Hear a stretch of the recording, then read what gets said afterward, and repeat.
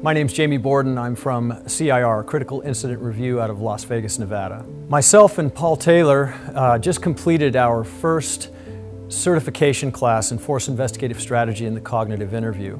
We're really excited. This class was a great success.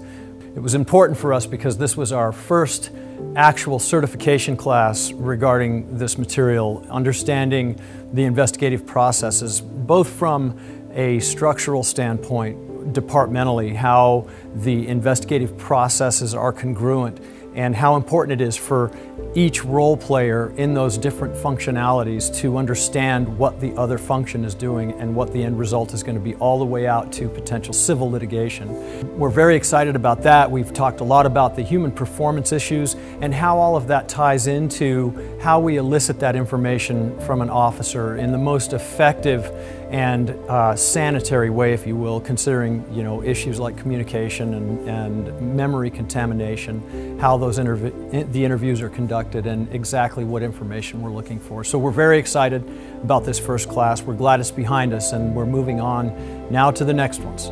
My name's Paul Taylor. I'm an assistant professor at the University of Colorado, Denver, and I'm also a lead instructor with Critical Incident Review. We just completed a class here in sunny Tempe, Arizona at the beautiful VirTra Training Center, and it was just very gratifying to finally get this class launched, and just a humbling experience to be trusted to deliver this information to a room full of such dynamic and engaged professionals. My portion of the class really focuses on the interview process. My research looks at police decision making and the human factors involved in police encounters with the public.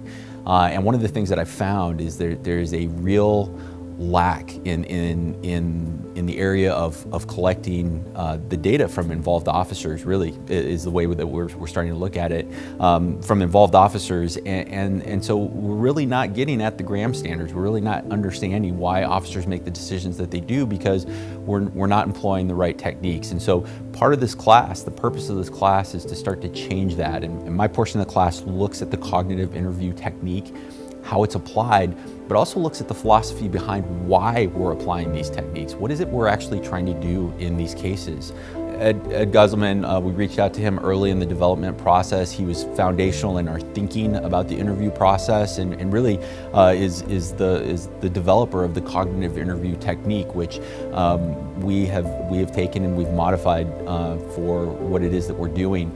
To have him look over our curriculum and to really not only bless it, but to give us his life work in developing the cognitive interview and access to that, and permission to use this material, one of the more humbling experiences of my life. A researcher on that caliber who's dedicated his life to doing this, to then hand that off to Jamie Borden and I, is humbling. We look at it as a responsibility. We look at it as an opportunity to really bring about a paradigm shift in the way law enforcement conducts interviews after a critical incident. I'd like to see national participation in these classes, and I'll tell you why it's important to us.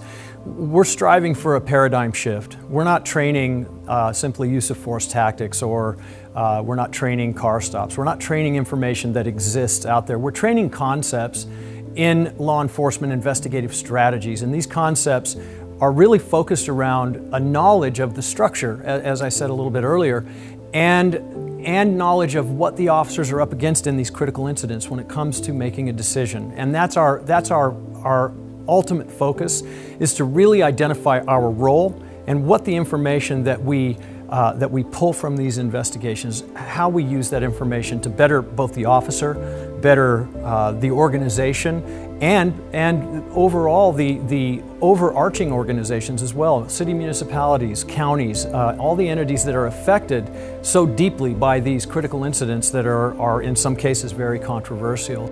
I want to fundamentally change the way that law enforcement looks at these incidents. I want to fundamentally change the way that we approach critical incident interviews and investigations.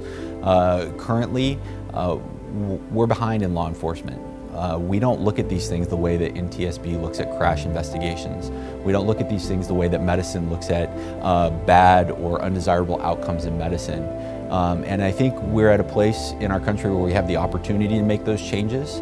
I think Jamie Borden and I have the experience and we've done the research to help facilitate that change.